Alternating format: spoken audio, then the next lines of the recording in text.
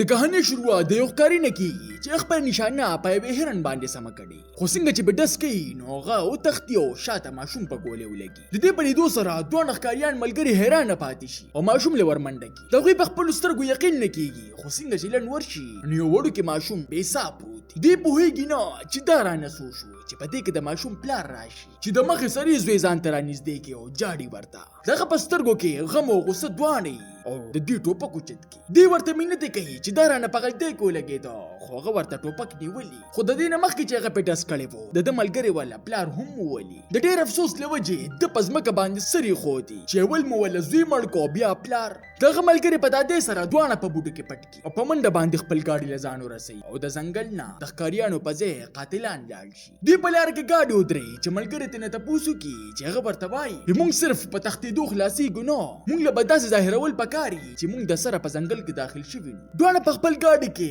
یو دوکان ته ورشي چې د هغه نه څه سامان واخلي او ورته وایي موږ نن په شمالي ځنګل کې ښکار وکړو او بیا دوی په یوې مسافرخانې کې دمه کوي. خو دغلته اوسېدل شک نور هم سیوا کولی شو. د دې د وجې د یېرې د لاسه دوی په ځای نه کښېني چې ملګري ورله د شرابخانې مشوره ورکړي او اتفاقا دغلته د ښار میر هم موجود چې دوی ته د ځان سره د کېناستو دپاره ووایي. خو دوی دغلته هم خپله چالاکي وکړي، نن خو موږ ته بلا ښکار میلاو شو د شمالي ځنګل نه. دا هر څه دوی د دې دپاره کوي چې په موږ څوک شک ونه کړي. په نیمه شپه کې دوی بیا ځنګل ته مخه وکړي او هغې ځای ته لاړ شي په کوم ځای کې چې قتلونه کړي وو. دوی هغوی له کندو باسل شروع کړي. یو ملګری کندو باسي او بل څوکۍ کوي چې په دې کې ملګري ته خیال راشي یې ګولۍ خو موږ نه دي اوچتې کړې، که پولیس ته میلاو شوې نو دا زموږ د ګیرېدو سبب جوړېدی شي. دوی په ګولۍ پسې ګرځي خو صرف یو ورته میلاو شي او دیمه د ماشوم په سر کې وه. دغه ملګري چاړه راواخلي او د خپل ځان د بچ کولو دپاره د ماشوم سر ورپسې راکولو کړي. دغه په وینو څخه دوی مسافرخانې ته لاړ شي چېرته چې ورته د هوټل د بره چت نه یو ماشوم په عجیبه نظر ګوري. دوی دواړه دومره یېرېدلي چې د ماشوم نه هم اوس یېره کېږي او د سهار په راپاڅېدو سره دوی دغه ځای نه د وتو تیارې شروع کړي. خو چې کله ښکته پام وکړي د دوی د ګاډي نه یو کس تاویږي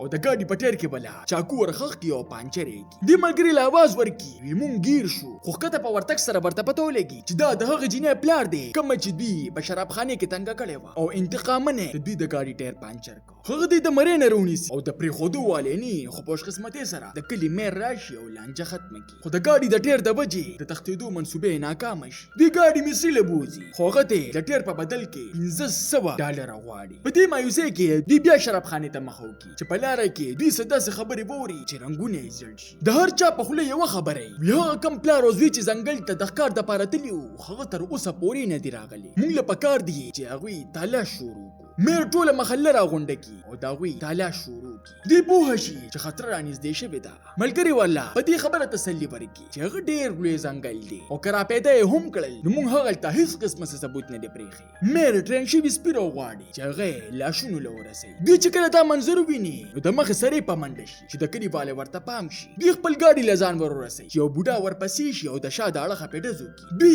بچ ضرور شي خو د ګاډي ټینکۍ ورله لیک کړي او په ډېرې تیزۍ سره ته تیل بهیږي. خو دوی ګاډي ودروي نه او په لږه فاصله باندې د ګاډي ټوله ټینکۍ خالي شي. دوی د مخې سرې ځنګل ته منډه وکړي چې د کلي والی ورپسې سپي ولیږي او د ده ملګری راګیر کړي. خو چې څنګه یې تدې شړي نو دوی د خپې نه راونیوي او دومره یې زخمي کړي چې په ځمکه یې راوغورځوي چې ملګری یې راپاسي او په چاړه وله سپی مړ کړي. خو اوس ډېره ناوخته شوې وه. د کلي والا رالنډي او ملګري د ده راپاسېدو کوششونه کوي خو هغه د راپاسېدو نو او مجبوراً یې ورته پرېږدي او وتښتي. د کلي والا په راتلو سره په ده راباندې کړي خو میر یې ودرېد. صبر وکړئ چې ده نه هم وورو چې په اصل کې شوي څه دي او دوی په شریکه باندې یو ګودام ته بوځي چېرته چې د ټولو در وړاندې دوی هر څه صفا صفا ووایي چې څنګه رانه لاول په خطا کې ماشوم مړ شو او بیا یې موږ د پلار نه بچ کېدو دپاره هغه هم مړ کړ. میر سخت خفه شي او د کلي والي ته وایي چې د مرګ فیصله موږ هېڅ چرې نشو کولی. دا د قانون کار دی خو د کلي والا په دې خبره نه رضا کېږي. په دې کې دوی ته اطلاع میلو شي چې ملګری یې هم ونیولی شو. هغوی والا په خوله کې پړی اچولي او ری ولي او د ده ملګري له ټوپک ورکړي چې څنګه نه په خطا کې ماشوم لګېدلی و هغه شان دوی هم وواله. خپل ملګري ورته ټوپک نیغ کړي خو د ډز کولو همت ونه کړي چې میر ورته وایي که تا دې مړ نه کړو نو د کلي والا به ورسره تا هم مړ کړي او د مرګ د یېرې